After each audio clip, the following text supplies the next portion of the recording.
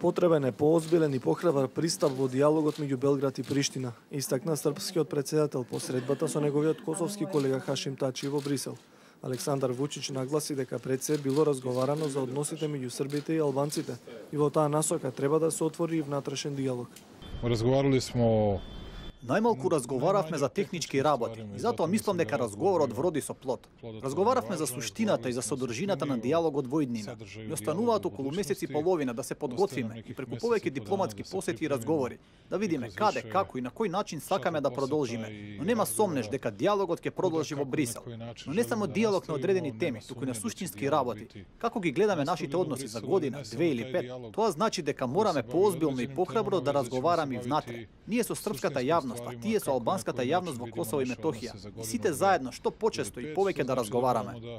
Тачи истакна дека средбата поминала добро и дека диалогот влегува во нова фаза, која треба да води до нормализација и помирување на двете земји и двата народи. Тој потенцираше дека корист од тоа ќе имаат не само србите и албанците, туку и целиот регион. За остварување на оваа цел, Тачи најави дека Косово ќе се однесува одговорно и посветено.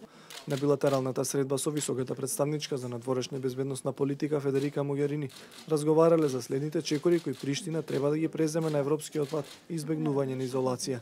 Слична тема на разговор со Могерини имал и Вучич, кој побарал забрзан влез на Србија во Европската унија, со цел граѓаните да имаат јасна перспектива и визија за својата иднина.